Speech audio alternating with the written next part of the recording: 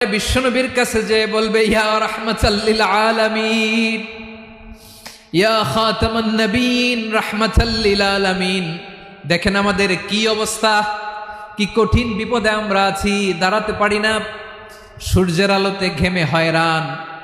আজকে কেউ সুপারিশ করতে পারবে না।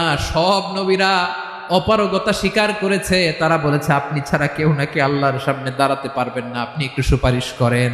বিশ্বনবী বলবেন আসো আসো, আজকের দিনে আমি ছাড়া আল্লাহর সামনে কেউ দাঁড়াতে পারবে না। বিশ্বনবী মাকামে মাহমুদে যে আল্লাহু আকবার বলে সিজদায় লুটিয়ে পড়বেন, আল্লাহ রাব্বুল আলামিন বিশ্বনবীকে এমন কিছু চমৎকার শব্দ শিখাবেন, ওই শব্দগুলো দিয়ে আল্লাহর প্রশংসা করে বিশ্বনবী কাঁদতে আরম্ভ করবেন। বিশ্বনবী এমন ভাবে অজর দ্বারায় সিজদায় লুটিয়ে পড়ে কাঁদবেন, রব্বুল আলামিনের রহমতের দরিয়ায় জোশ লেগে